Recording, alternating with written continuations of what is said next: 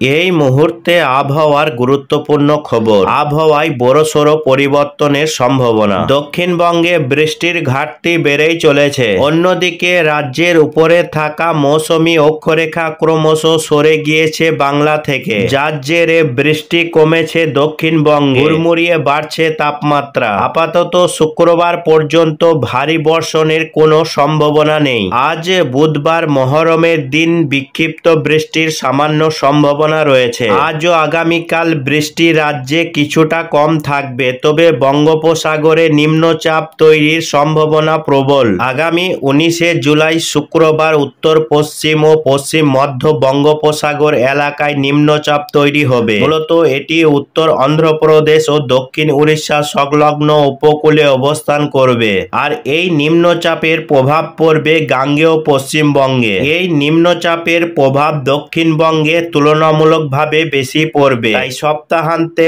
বৃষ্টির পরিমাণ বাড়তে পারে দক্ষিণবঙ্গের জেলাগুলিতে। তবে তার আগে হালকা বৃষ্টির সামান্য সম্ভাবনা রয়েছে একাধিক জেলায়। কোথাও কোথাও বজ্রপাতের সম্ভাবনাও রয়েছে। শুক্রবার ভারী বৃষ্টির সম্ভাবনা পূর্ব মেদিনীপুর ও দক্ষিণ 24 পরগনায়। শনিবার ভারী বৃষ্টি হতে পারে পূর্ব মেদিনীপুর, পশ্চিম মেদিনীপুর ও উত্তর 24 পরগনা, দক্ষিণ 24 পরগনা, হাওড়া, হুগলিতে। ভারী বর্ষণের সম্ভাবনা কলকাতাতেও। শনি ও রবিবার এই দুই দিন ভারী বৃষ্টির সতর্কতা জারি থাকবে। সক্রিয় মৌসুমী অক্ষরেখা বাংলা থেকে অনেকটাই দূরে সরে গিয়েছে। দুই দিন রাজ্যে বৃষ্টির সম্ভাবনা কম থাকবে।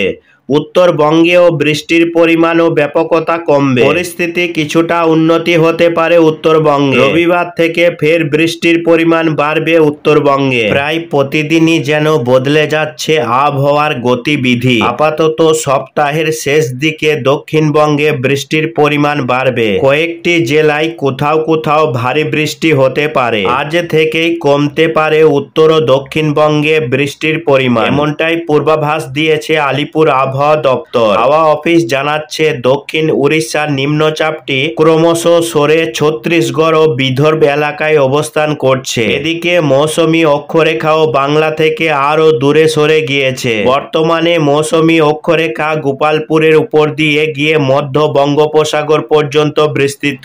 আজ শুধুমাত্র পশ্চিম মেদিনীপুর, হাওড়া ও কলকাতায় সামান্য বৃষ্টির সম্ভাবনা রয়েছে। 19শে জুলাই থেকে হতে পারে আবহাওয়ার পরিবর্তন। সেক্ষেত্রে উপকূলবর্তী জেলাগুলিতে ভারী বৃষ্টির সম্ভাবনা তৈরি হবে। আজ শহর কলকাতায় এদিন মূলত মেঘলা আকাশই থাকবে, সঙ্গে কোথাও কোথাও হতে পারে বজ্র বিদ্যুৎ সহ বৃষ্টিপাত। আজ কলকাতা ও সংলগ্ন এলাকায় দিনের সর্বোচ্চ তাপমাত্রা থাকতে পারে 32.1 ডিগ্রি সেলসিয়াস, যা স্বাভাবিকের চেয়ে 0.7 ডিগ্রি কম। দিনের সর্বনিম্ন তাপমাত্রা থাকতে পারে 28.4 ডিগ্রি সেলসিয়াস, যা স্বাভাবিকের চেয়ে 1.5 ডিগ্রি বেশি। এক্ষেত্রে হাওয়া অফিস জানাচ্ছে তাপমাত্রায় আপাতত তেমন কোনো উত্থান পতন দেখা যাবে না। বাতাসে জলীয় বাষ্প থাকতে পারে পরিমাণ 77 থেকে 92%। গত 24 ঘন্টায় কলকাতায় আলিপুরে বৃষ্টি হয়েছে 8.6 মিলিমিটার। অন্যদিকে উত্তরবঙ্গের বিভিন্ন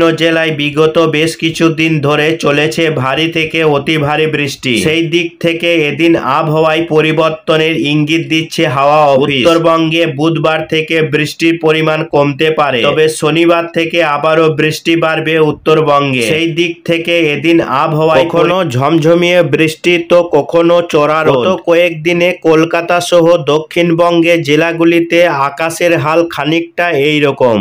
এমনিতে এখন খাতায় কলমে বাংলায় বর্ষা হলেও উল্লেখযোগ্যভাবে তেমন বৃষ্টির দেখা নেই, অন্তত দক্ষিণবঙ্গের ক্ষেত্রে তো নয়ই। তবে বাংলার মানুষের এই অভিযোগও মিটে যাবে। আমূল বদল ঘটতে চলেছে কলকাতা সহ দক্ষিণবঙ্গ ও উত্তরবঙ্গের আবহাওয়ার।